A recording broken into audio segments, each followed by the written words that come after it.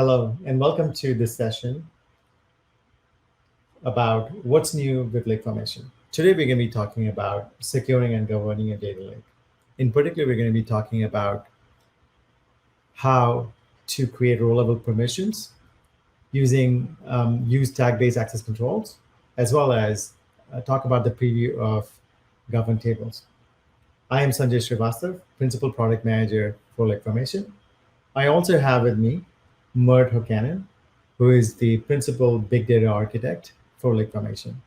Mert is going to be showing you a lot of the stuff that I'm talking about today. So let's get started. To get started, let's level set in terms of what is a data lake.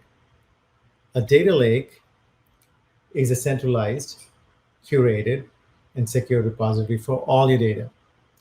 It contains both the original and data that's curated and prepared for analysis. The benefit of a data lake is it allows you to break down silos and combine data across your organization for the purposes of analytics and ML, with the ultimate goal being to gain more insights and guide better business decisions. So with that, let's talk about how Amazon AWS approaches data lakes. In terms of data lakes, the lakehouse approach is a way to implement a data lake. It starts off with Amazon S3, where customers can store all their data into a single data repository. And just because we're saying a single data repository doesn't mean it's segregated. It cannot be segregated. It can be, but it is a single place where you store the data, breaking down silos. Next, in addition to the data, having the data in the data lake, customers want to use a combination of purpose-built databases and analytic services, such as EMR or Elasticsearch for log analytics, or SageMaker for machine learning.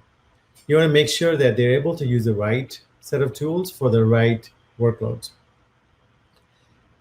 but also be able to move the data between these systems so that these purpose-built solutions are able to both read the data from the data lake, but also be able to write the data, but also provide automation so that data can be moved around across from the data lake to each of these purpose-built solutions and back. And finally, you want to use solutions like Lake Formation to make sure that it is managed and there's centralized governance as part of that. What governance here means is that only users should be privy to the data based on policies that they have access to. And in all cases, we want to make sure to give our customers choice in terms of using the right set of tools for the right set of workloads, making sure that from a performance and cost effectiveness perspective, they have the right trade-offs and they're able to make the right trade-offs. With that, let's dive in a little bit deeper into what is Lake Formation. AWS Lake Formation is a service that helps you build a secure data lake in days. It starts off by providing a set of tools to help you build data lake quickly. And this includes things to help you ingest data, to be able to cleanse data and store the data into a catalog so that you're able to access that data from analytics services. Next, Lake Formation allows you to simplify security management. It provides a set of fine-grained access controls so that you're able to manage the permissions on the centralized data catalog, to be able to classify the data, to be able to use tag-based access controls, for example, to create permissions and grants based on those classifications. And last, it also allows you to easily discover and share data. It provides you the cataloging ability so that now you're able to discover data that's available in the catalog and be able to access it across any number of tools, but also be able to share data across the organization or potentially outside of the organization. To get started, let's actually take a quick step back and recap some of the key capabilities of Lake Formation. With Lake Formation, these are the components of the security and governance layers. It all starts off with data that's organized in Apache Hive style tables on S3. Lake Formation consumes this. Once you register a data lake location with Lake Formation, it consumes the data in Apache Hive style format. Next, Lake Formation then automatically catalogs these data and allows you to create tables and databases on that data. In this case, you can see databases and tables that are as part of the catalog. Once the catalog, the table level abstraction is created, Lake Formation provides authorization layer on top of the Glue data catalog and then allows you to enforce fine-grained access controls. The permissions can be at the database, table, column, or row level. We're going to talk a little bit about row level security, which is in preview right now and further down in the presentation. Lake Formation enforces and helps these tools such as Glue ETL, Athena, EMR, Redshift Spectrum, and as well as third-party partner solutions to enforce consistent permissions across the data lake by using Lake Formation as a policy store and vending credentials to these services. Let's talk about one of the most popular features of Lake Formation, which is secure data sharing. The fundamental challenge that many of our customers face is that when they have to share data, whether it be to reduce the blast radius or to enforce permissions, is that they have to end up duplicating the data. They have to build complex pipelines to do so. And they create multiple redacted copies. These processes, these ETL processes, tend to be very expensive, brittle, and error-prone. Not to mention the fact that they result in write amplification, which can sometimes be very expensive.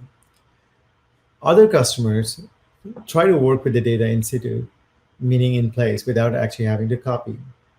In this case, they try to use S3 and IAM policies to share data. The problem with this approach is it often lacks discoverability, and some customers run into policy size limits, especially as the number of resources increases. This is where Lake Formation cross-account sharing comes in. Lake Formation cross-account sharing makes it easy and simple to share data. You can share data at the entire database level. You can share databases. You can share multiple tables, and you can share multiple columns and rows. One of the things that Lake Formation does is, once the sharing is done, to all the consuming services, whether it be Amazon QuickSight, Glue, Athena, EMR, SageMaker, Redshift, or even third-party ISVs, is that the data appears to be in the local catalog. How does Lake Formation cross-account work? Lake Formation cross-account works by sharing a set of databases or tables through a grant to a consuming account. Once the consuming account receives that grant, only the admin is then able to see those shared resources.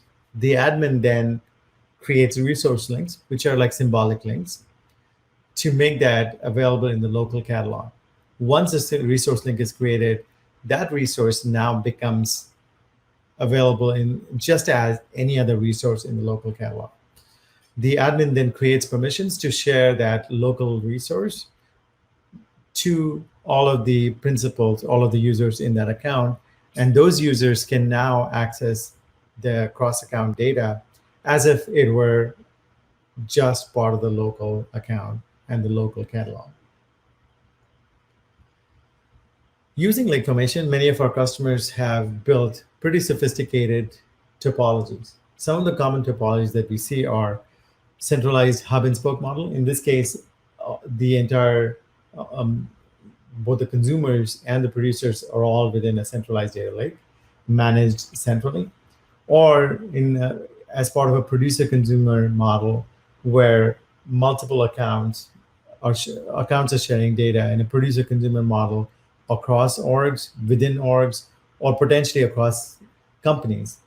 And some of the scenarios that we see this being used in is where vendor data or supplier data is being shared with the client, or in some cases with aggregators and distributors. So that is the producer consumer model. Or one of the things that's really been picking up steam is the data mesh model, where essentially you're able to share in a peer-to-peer manner using Lake Formation with other producers, and consumers are able to share data between themselves, but at the same time provide centralized auditing and compliance using Lake Formation. If you're interested in more information about the data mesh architecture, feel free to look up on the Big Data blog, as well as check out some of the other videos that we have recently released on the data mesh architecture. With that, let's switch gears and talk about what is new with Lake Formation and get to the main topic for today, starting with row-level security. Why row-level security? Oftentimes, you have cases where you have a large fact table that needs to be shared across groups and departments. For instance, in a hospital setting, doctors and nurses should only be able to see their own patients, but the admin should be able to see all records across all doctors. In a department store setting or in a retail setting, the store managers should only see their own data, but the regional managers should see all data records across all stores. Today, oftentimes, this requires the creation of redacted data sets or views. Redacted data sets result in byte amplification and an increase in costs, but also views obfuscate permissions into these objects, which are very hard to decipher and makes it problematic to figure out who got access because of which particular grant.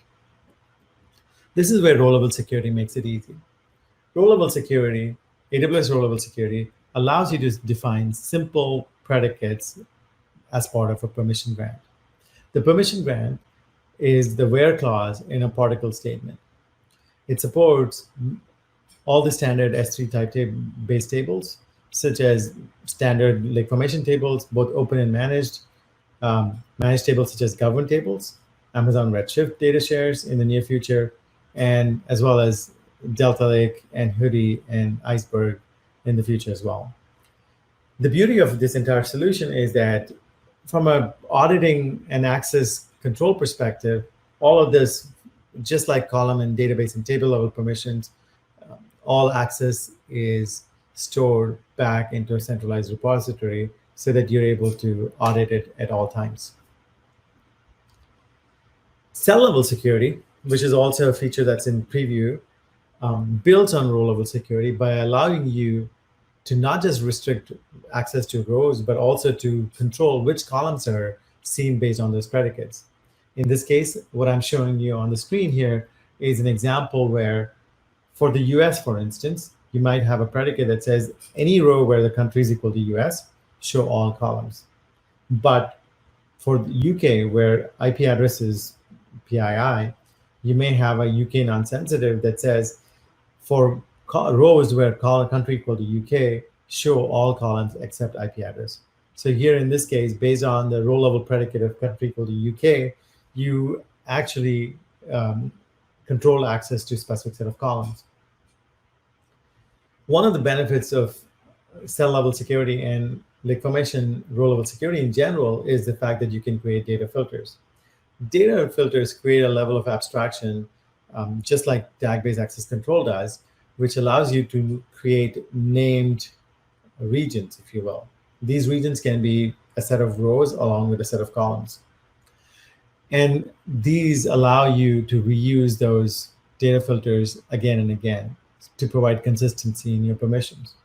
It also allows you to change a data filter. For instance, here for the UK non-sensitive, it restricts access to the IP address. In the future, as more columns get added, you may want to change the definition of UK non-sensitive to exclude other columns. You can very well do so just by changing that data filter without having to go change every single permission that was granted to every single principal. You change it in one place, and it makes it very scalable to manage permissions. Finally, it also allows for masking. In the case where users have access to multiple permissions, it applies the most restrictive policy, restrictive grant, and masks out any data that a given principal is not allowed to see. With that, I'm going to hand it off to Mert for a demo of row and cell level security. After you, Mert. In this demo, we're going to show how to create data filters to provide subsets of data to two different users. In our scenario, we have a data set that contains customer information for customers that live in the US and Canada. Suppose there's a compliance rule in place that analysts can only see the data from the countries that they live in. Previously, you would need to replicate the data set into separate tables. But with lake formation row filtering, we can save the cost of replication by creating data filters on a single data set. Data filters allow permissions to be created to users at a row or cell level. Let's check out how it works. In our lake formation console on the left-hand side, we see data filters. Now, if you do not see this in your console, then you'll need to sign up for a preview. There's a link at the end of the presentation on how to sign up. So let's click on data filters. Right now, we see one data filter that's already been created for US data. Let's go ahead and create one to filter out Canadian data. We'll enter our name, pick our database, pick our table. And because there may be some extra compliance rules that is local to Canada, we may only want to exclude any personal identifying information such as gender, date of birth, phone number, building number, street name, and the city that they live in. And then we just enter our expression. So here we'll put in country equals Canada. And we create our filter.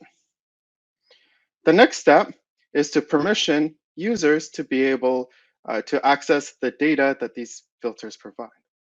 So we'll go back to tables, select our customer table, actions, grant. We're going to select the Canadian analyst. We have our database and table already populated. We're going to grant them select permission, give them advanced cell level filters, and select the Canadian filter. Grant.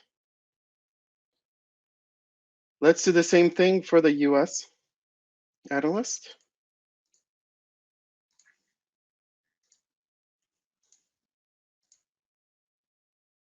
Again, database and table is populated. Select advanced cell filters in the US and grant. Now within my browser, I am logged into as the US user that we just granted permissions to. On the left-hand side, there's no data, there's no databases, but if we do refresh, we now see the sales table, the sales database and the customer table. We can now and then go ahead and query this table. As we can see the results, the data has been filtered for only the US rows. So let's do the same thing for the Canadian user. Here we see that the sales database and the customer table has been shared, but if we expand the customer, we can see that it's excluded the columns that we've excluded from the filter. So now let's go ahead and query this. As we can see the results, the country is now only Canada. So in this demo, we showed how we can very easily and quickly create data filters and assign permissions to those data filters to different users to query the same data set. Back to you, Sanjay. Thanks, Mert. Thanks for the demo. And what you saw Mert show in his demo was how easy it was to create a simple named data filter, specifying row and column permissions, and then being able to grant permissions on those named data filters. Row level security and cell level security that Mert just demoed can be used in account or also in a cross account scenario. And this becomes very powerful as you're sharing data across accounts and giving people access to just their set of rows. Let's switch gears and talk about tag-based access controls. Our customers have built data lakes with hundreds and thousands of tables, as well as thousands of principles. As they get to those kind of scales, one of the challenges has been that it becomes very difficult to scale the permissions. The sheer number of permission, the sheer number of resources, the sheer number of principles increases, and it becomes makes it unmanageable. The second thing that happens is because of the tight coupling between permissions grants as well as the resources, you have to make sure that things are done in a certain order. You have to create every time a new resource gets created, you have to go create permissions and update permissions for all the principles. And that's something that's not scalable. The third thing that happens is as you have these large number of resources, you have a policy explosion problem. Every resource add requires permissions update, and before you know it, you are managing a whole large number of policies and grants, and it becomes a bit of a headache. This is where tag-based access control comes in. Tag-based, like formation tag-based access control, allows you to scale enforcement easily. You can classify data using Lake Formation tag ontology, and then independent of the resource creation, you can tag databases, tables, columns, etc. as the resources get created, and independently create grants to specific principles on those tags. So these two are completely decoupled and can be done in any order. Finally, Lake Formation tag-based access control also allows you to scale management of tagging easily by providing you hierarchy. So once you tag a database, all its columns and tables within it get tagged. Similarly, if you tag a table, it'll all the columns within the table get tagged. This is something that Mort is going to show you in a few minutes. Here in this example, I have two set of tables, a sales table and a marketing table that are tagged appropriately with department equal to sales and department equal to marketing. What I also am showing is certain columns such as email address, first name and last name are tagged PI equal to true. Depending on the role, different individuals have access to different set of data. The sales manager has access to all of the data for department equal to sales, where PI is not true. The executive has access to all PI data. And finally, the marketing exec has access to only the marketing data where PI equal to true. So these are all examples of how using the abstraction of tag-based access controls and Lake Formation tags, you're able to create grants that are very easy to manage.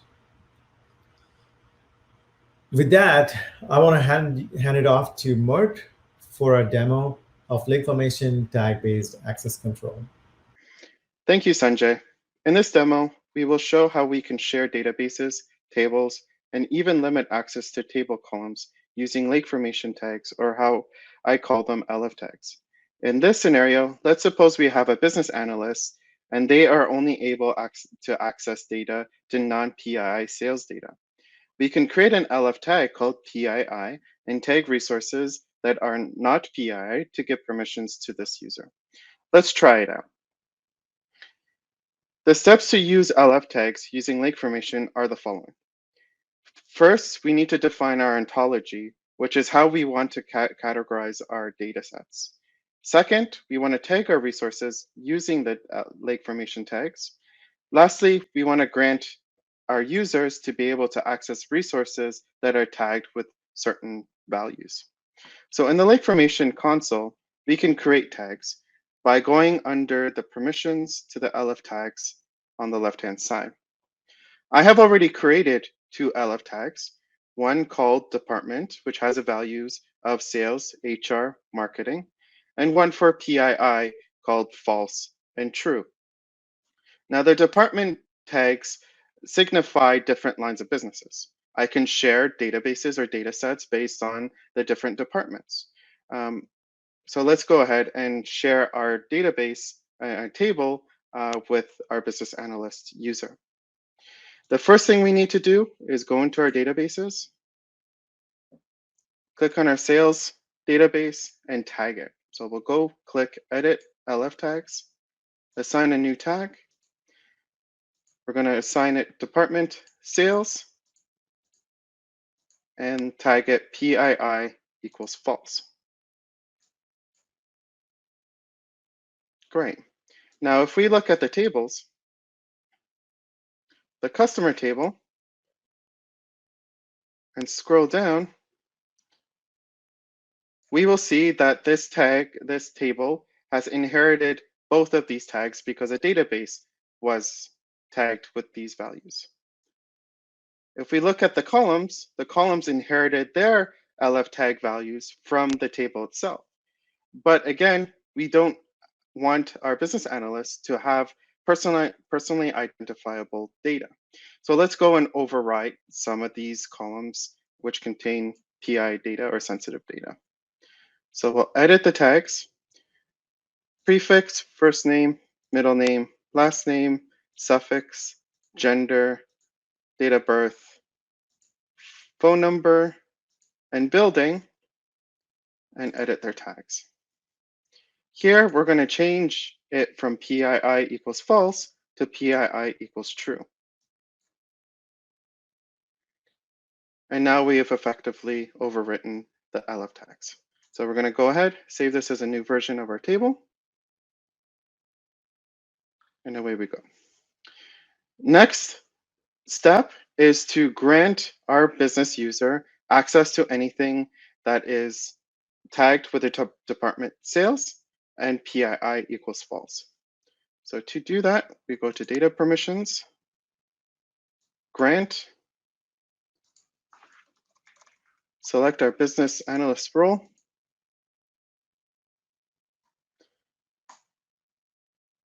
grant permission based on LF tags, department equals sales,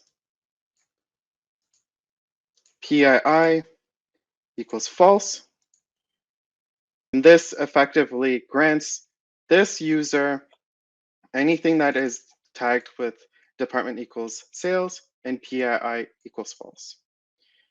We want this user to be able to describe any databases that match these tag values and to be able to select on any of the tables that have these values. Grant. Excellent. Now let's try to query this data from the business analyst. In this tab, I am logged in as a business analyst. I don't have any databases. I don't have any tables accessed in Athena at the moment. But if we refresh, we now see that the database sales was shared with us because the table was also shared with us, and we only see a subset of the data. So let's go ahead and preview this table. And the data that we see is only with the columns that were tagged as non-sensitive. That was just a short demo of using tagging. We did this tagging example within a single account, but you can use tagging to do cross-account tagging to be able to share resources across accounts and can be very powerful in implementing some of the architectures, data lake architectures, such as data meshes. Thank you. Back to you, Sanjay. Thanks, Mert. What you saw Mert show was how you can easily create an ontology to classify all your data and then be able to create create the resources and tag resources independently of granting access to scale governance. In this example, he was able to create two specific set of permissions and ensure that those permissions are applied quickly.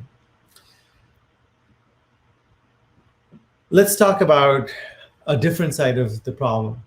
Now that you've got all the permissions in place and you have both database, table, column, and row level permissions, and you've got a pretty good ability to control permissions, and you're able to scale permissions using tag-based access control, a different set of challenges still exist. These are about supporting certain kind of workloads. In this case, just to be able to support continuous updates. Oftentimes, as data is continuously coming into the data lake, customers have to have complex ETL processes to manage these updates. You want to make sure that the end query users get a consistent view of the data at all times. You also want to make sure that these updates are applied without resulting in delays in data freshness. These ETL processes are expensive, brittle, and often error prone and break very easily.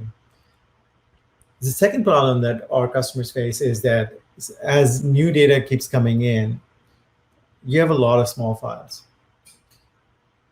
And not just that, the overall management of the partitions, but also the metadata becomes a big headache. And all of these results in inconsistent performance that can impact how users experience the data lake. Last but not least, complying with regulations can also be a challenge. As you make these updates, you want to be able to track exactly who made those updates to be able to, from an audit perspective, but also be able to track versioning as those changes happen. And these are things that are very difficult. Last year at reInvent 2020, we introduced a new type of S3 table called governed tables.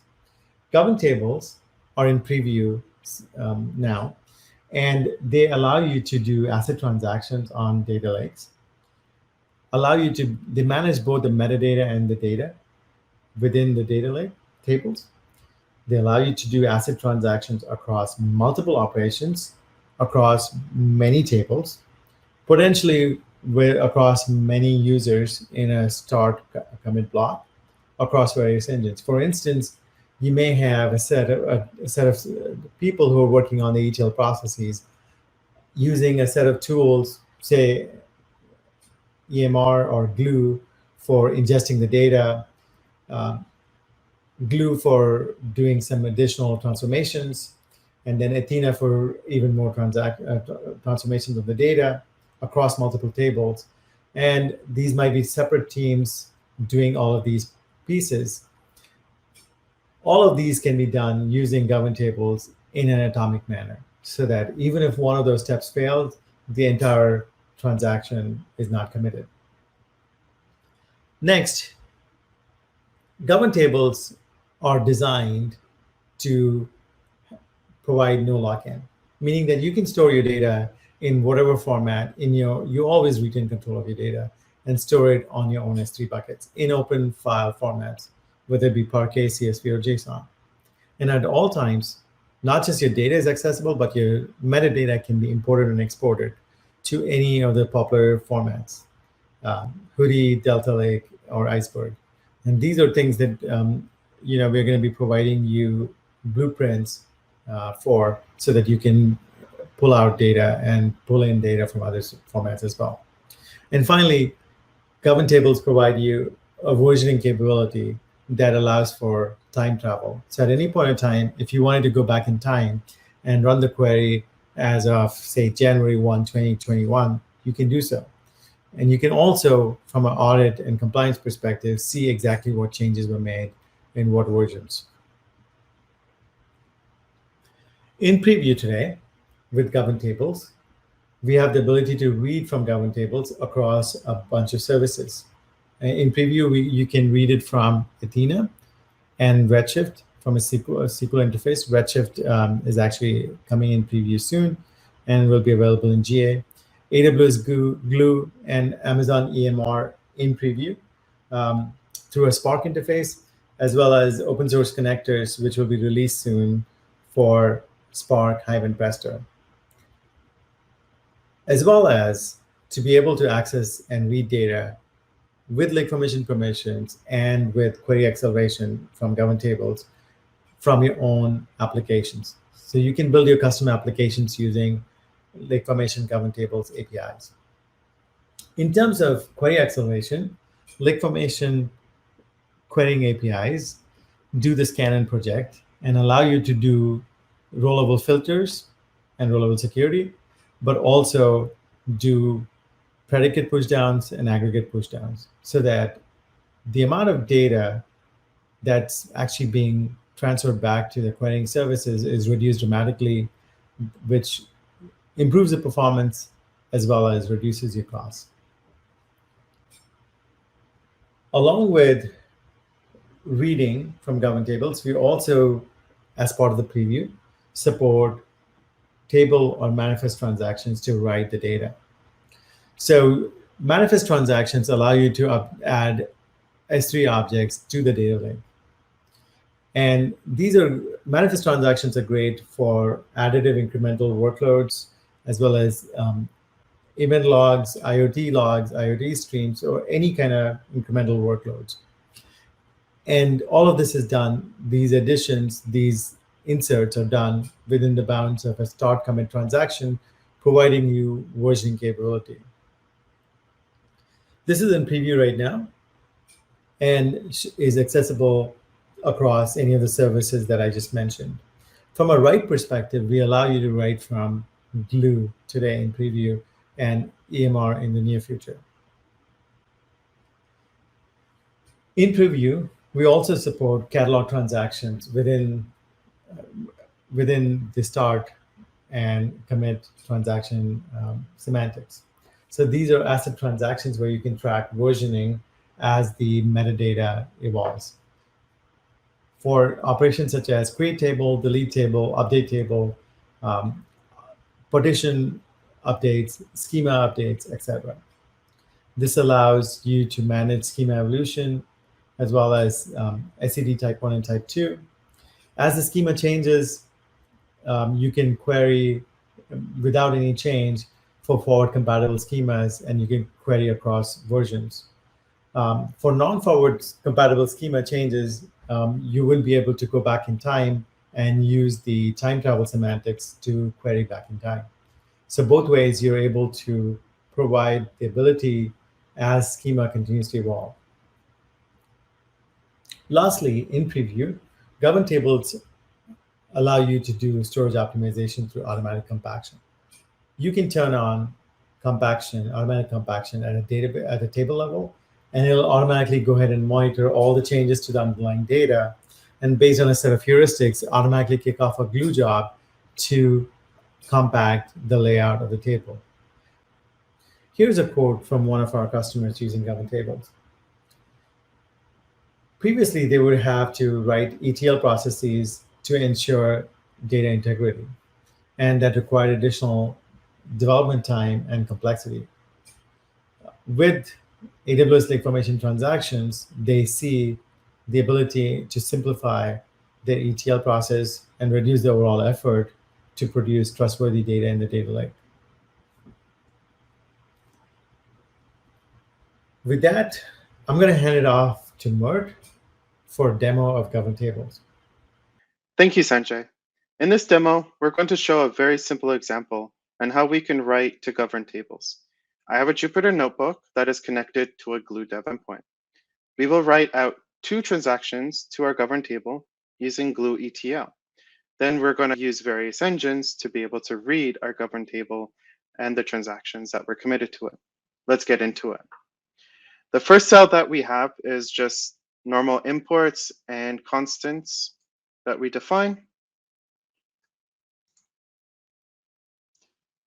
We're just going to output the objects that occurs at the table location. There's 0 because there's no transactions committed yet. And the first step, we're just going to create some sample data. In our sample data, we have 3 rows, television, USB charger, and blender in our products table. Now, when committing a transaction to a governed table, the first step that we need to do is start a transaction. When we start a transaction, we get a transaction ID. Any operations that occur during that is passed with this transaction ID will all be committed together. So the next step is from our Glue context, we get a sync. Take that sync, we specify the file format that we want to save our data into, and set our catalog information to write to the database name and table name. And then lastly, we're going to write out our sample data using the sync. And if all goes well, we commit the transaction. Otherwise, we cancel the transaction. Now, multiple operations can be executed on the same transaction ID. And if you commit the transaction, all of those operations will occur atomically.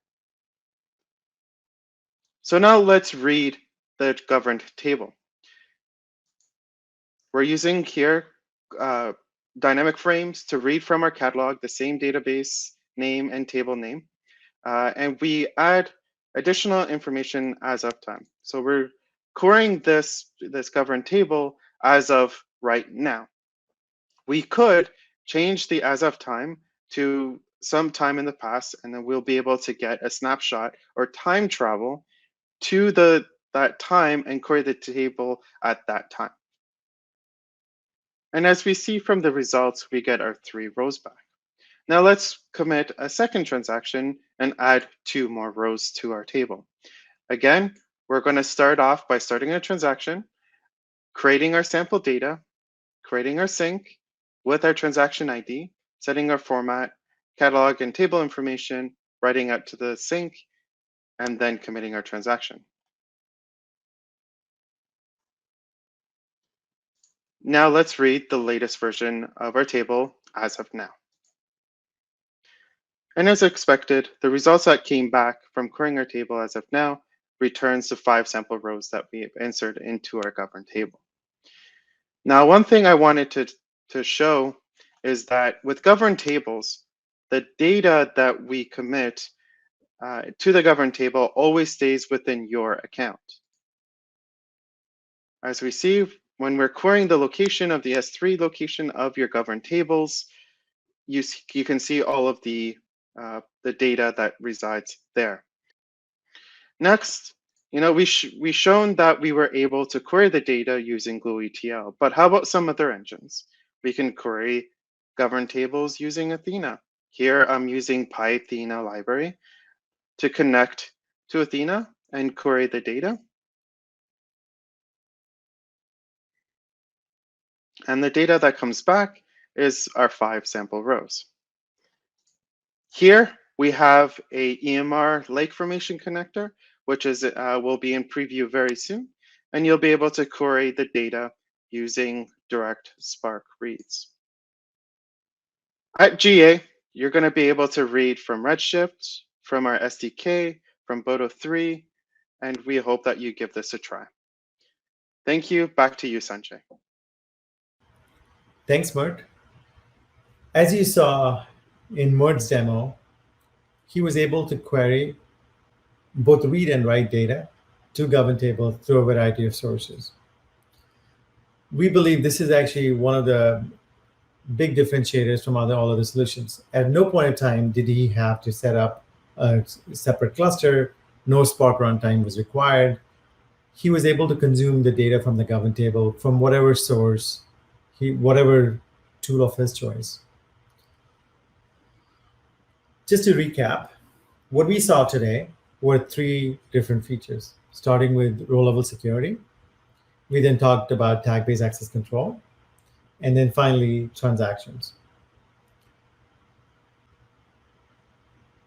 Governed tables allow you to accelerate access to S3 data lakes, provide row-level security, and provide open and public APIs so that you can build your own applications. And this was also something we talked about earlier today. Lake Formation tag-based access control is GA and is available in all commercial regions, including the ones that are shown on the left. Governed tables, row-level and row-level security is available in preview in Northern Virginia and Oregon, and should be available in GA soon across all commercial regions. To get started, here are some of the resources.